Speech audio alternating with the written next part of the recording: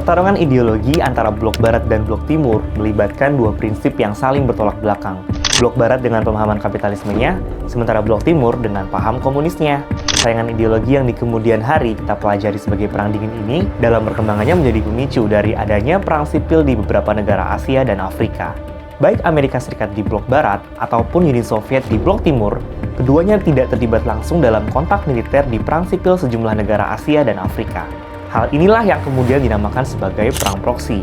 Dan salah satu series terkenal dari sejarah perang proksi ini terjadi di benua Asia pada wilayah semenanjung Korea tahun 1950 sampai 1953. Semakin rumit intrik politiknya, semakin seru ceritanya nih. Yuk upgrade pengetahuan kamu di @now, @knowledge.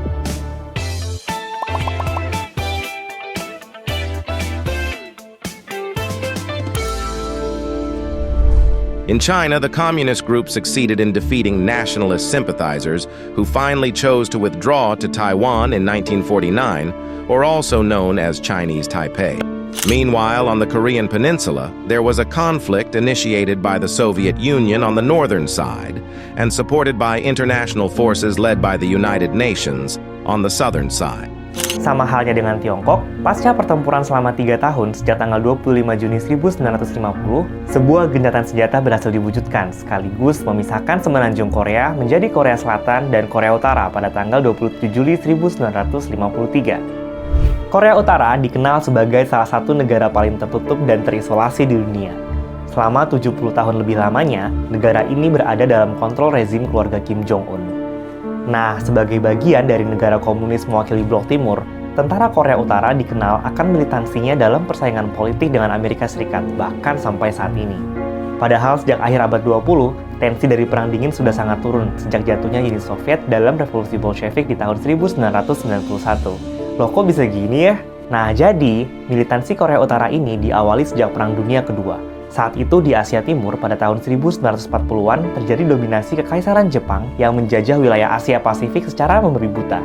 Bersama dengan sekutu Jerman dalam blok fasisnya, Jepang menguasai banyak wilayah termasuk ke dalamnya semenanjung Korea.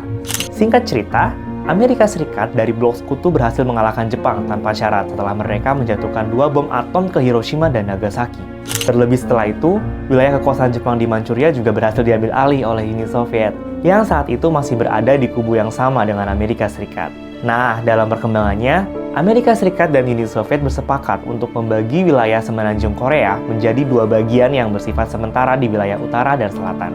Perang Dingin yang akhirnya mencapai titik awal konflik sejak tahun 1947 ini berujung dengan tidak disepakatinya penguasaan wilayah di semenanjung Korea antara Amerika Serikat dan Uni Soviet.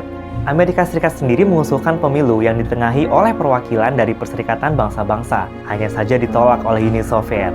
Namun, pemilu ini tetap diadakan di bagian selatan wilayah dan menjadi dasar dari berdirinya negara baru bernama Republik Korea Selatan. Sementara itu, pemimpin komunis pertama bernama Kim Il-sung di wilayah utara, yang disponsori oleh Uni Soviet, juga mendeklarasikan lahiran negara baru bernama Republik Demokratik Rakyat Korea, atau disingkat Korea Utara. Nah, bila di Korea Selatan lebih mengutamakan sistem yang demokratis dan moderat, namun fondasi sistem komunis yang berlandaskan pada redistribusi lahan pertanian menjadi dasar dari ideologi bangsa Korea Utara. Ketegangan di antara dua negara bersaudara ini semakin meningkat dengan cepat, sejalan dengan eskalasi Perang Dingin yang semakin intensif. Pada tahun 1950, dengan dukungan ekonomi dan militer dari Uni Soviet, Korea Utara menginvasi wilayah Korea Selatan.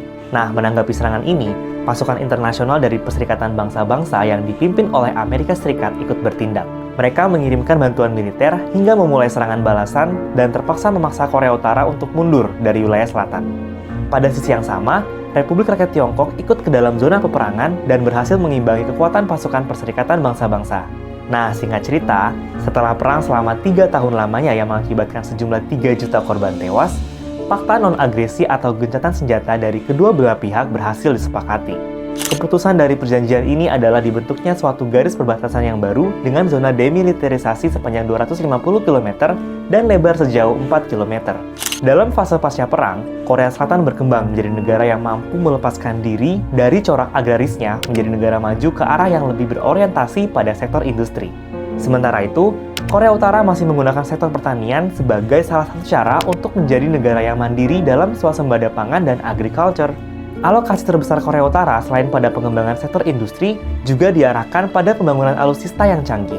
Hal ini diperlukan bila sewaktu-waktu terjadi konflik yang mungkin dapat mengancam eksistensi negaranya. Kim Il-sung, diktator pertama Korea Utara kala itu, secara bertahap berhasil merebut kekuasaan dan menghilangkan segala bentuk perlawanan kelompok oposisi. Nah, seiring dengan berjalannya waktu, strategi dan perencanaan serangan ke negara-negara tetangganya mulai disusun sedemikian rupa. Misalnya saja pada tahun 1968, ketika pasukan komando elit Korea Utara berusaha untuk membunuh Presiden Korea Selatan saat itu yang bernama Park Chung-hee, yang untungnya masih belum berhasil. Aksi intelijen Korea Utara dalam menghabisi negara tetangganya ini kembali terjadi dalam Olimpiade musim panas tahun 1980. Korea Utara saat itu berusaha menyabotase jalannya Olimpiade dengan melakukan aksi terorisme di Bandara Internasional di Seoul. Bahkan di waktu yang tidak berjauhan, sebuah pesawat Korea Selatan ditembak jatuh di atas Laut Andaman di kawasan Samudra Hindia. Aksi ini sendiri juga sejalan dengan pemboikotan yang dilakukan oleh delegasi Korea Utara untuk tidak berpartisipasi dalam ajang olahraga tingkat internasional ini. Selama 1970-an, sistem kekuasaan tunggal Kim Il-sung menjadi landasan untuk mengidolakan Kim Il-sung dan anak yang menjadi pewarisnya, Kim Jong-il.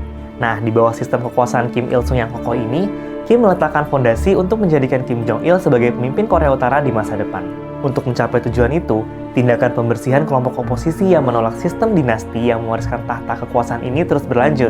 Nah, singkat cerita, ternyata terjadi kontak rahasia antara pejabat tinggi Korea Selatan dan Korea Utara yang akhirnya menghasilkan pernyataan bersama tanggal 4 Juli 1972. Setelah pertemuan rahasia ini diadakan di Panmunjom, pertemuan rahasia lain di Seoul dan Pyongyang antara Kepala Badan Intelijen Korea Selatan, Lee Hurak, dan Wakil Perdana Menteri Korea Utara, Park Sung-chul, kemudian menghasilkan pernyataan bersama yang kemudian diumumkan di Pyongyang sebagai berikut. Kesatu, 3 pilar utama untuk reunifikasi yakni berdiri sendiri, perdamaian dan solidaritas di antara bangsa Korea pada masa yang akan datang.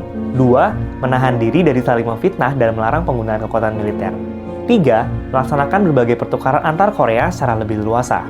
4. Kerjasama dalam operasi Palang Merah. 5. Pembukaan saluran telepon hubungan langsung antar Korea. 6. Membangun komite koordinasi antara Korea Selatan dan Korea Utara. 7. Melaksanakan isi pernyataan bersama secara setia dan kontinu. Nah, walaupun Korea Utara dan Korea Selatan gagal dalam mengatasi masalah mendasar terkait isu reunifikasi, namun keberhasilan membuat pernyataan bersama adalah peristiwa bermakna penting. Saluran komunikasi politik langsung dibangun antara pemimpin kedua negara. Bagi Korea Utara, pernyataan bersama ini dapat menunjukkan kepercayaan diri mereka yang telah menguasai sistem politik tunggal secara sempurna melalui kekuasaan Kim Il-sung. Sementara dalam segi diplomatik, pernyataan ini menunjukkan tekad Korea Utara yang ingin menganeka-ragamkan lingkup diplomasinya. Korea Utara terus mengokohkan sistem kepemimpinannya secara stabil melalui serangkaian proses hingga tahun 1970-an sampai Kim Il-sung meninggal tahun 1994. Korea Utara pada awalnya melakukan diplomasi terbatas hanya dengan negara komunis seperti Republik Rakyat Cina atau RRC dan Uni Soviet. Namun, konflik yang terjadi di kubu negara komunis antara Uni Soviet dan Republik Rakyat Cina membuat Korea Utara membuka hubungan dengan negara netral pada tahun 1960-an. Nah, pada 1970-an, diplomasi dengan negara barat juga mulai dilaksanakan secara aktif. Alasan dari perubahan kebijakan diplomatik Korea Utara ini adalah, yang pertama, RRC menjadi anggota Perserikatan Bangsa-Bangsa pada tahun 1971.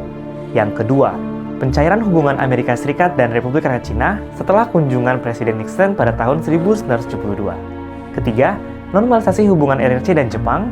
Keempat, semakin sering terjadinya pertemuan antara kedua saudara Korea di panggung internasional, termasuk pada forum PBB dan organisasi internasional lain. Nah, dalam pertemuan Partai Buruh ke-6 yang diadakan pada bulan Oktober 1980, pemimpin Korea Utara mengumumkan 3 prinsip dasar dalam kebijakan diplomatiknya, yaitu berdiri sendiri, menjalin persahabatan dan perdamaian, serta mendorong keanekaragaman hubungan diplomatik yang lebih banyak dengan negara barat. Akan tetapi, kejatuhan Uni Soviet pada tahun 1961 akhirnya membuat Korea Utara sangat terpukul, sebab mereka kehilangan salah satu sekutu terkuatnya. Pada sisi yang lain, RRC memulai jalur reformasi dan membuka perekonomiannya sendiri. Khawatir akan eksistensi dan kemandirian negaranya, Korea Utara mulai meningkatkan kecepatannya dalam aksi perlombaan senjata sebagai persiapan bila sewaktu-waktu negaranya kembali diserang oleh blok barat. Bahkan setelah wafatnya Kim Il-sung pasca berkuasa selama 22 tahun lamanya, pengganti dirinya, Kim Jong-il, masih menerapkan cara-cara militeristik yang sama dalam membangun negaranya. Alhasil, Korea Utara dilanda oleh bencana kelaparan, hingga pada saat tertentu memaksa pemerintahnya untuk mengajukan bantuan pangan internasional. Permintaan yang lalu direspon positif oleh Amerika Serikat dan tetangganya Korea Selatan ini sayangnya tidak membuat basis dari politik luar negeri Korea Utara yang lebih moderat kembali terjadi seperti pada tahun 1980-an. Bahkan sejak tahun 2006, Korea Utara melakukan percobaan peluncuran rudal balistik untuk pertama kalinya. Hal yang sebenarnya cukup lazim, sebab Korea Utara memang berinvestasi dalam pengembangan rudal balistik untuk meningkatkan jangkauan serangannya di kemudian hari. Di bawah pemerintahan Kim Jong-un, alih-alih bersikap lebih moderat, ia justru mempercepat penelitian militer Korea Utara di bidang persenjataan nuklir. Bahkan setelah 5 tahun uji percobaan, pemerintah Korea Utara kini mengklaim bahwa senjata nuklir yang stabil kini dapat dioperasikan. Rudal balistik dengan jangkauan antar benua atau ICBM berhasil diluncurkan untuk pertama kalinya tahun 2017. Nah, aksi agresif militer Korea Utara ini mendorong terjadinya sanksi Perserikatan Bangsa-Bangsa. Sanksi dalam bentuk embargo bantuan ekonomi membuat posisi Korea Utara menjadi semakin terisolasi. Lantas, bagaimanakah potensi dari agresifnya pemerintah Korea Utara ini di masa yang akan datang? Sebenarnya sih, proses normalisasi hubungan diplomatik Korea Utara dan Selatan pernah terajut dalam ajang Olimpiade musim dingin yang diadakan di Pyeongchang, Korea Selatan tahun 2018. Namun melihat dari konflik yang baru-baru ini terjadi ke sejumlah wilayah di Palestina dan Ukraina, bukan tidak mungkin akan menjadi ajang bagi Korea Utara untuk kembali berada di bawah bayang-bayang politik luar negeri Rusia dan Tiongkok. Rusia yang kini perlahan mulai bangkit dalam menghadapi hegemoni blok barat tentu memerlukan sekutu yang militansi militernya tinggi seperti Korea Utara di masa yang akan datang. Nah, gimana Sobat AdSense? Rasa penasaran kamu sudah terjawab?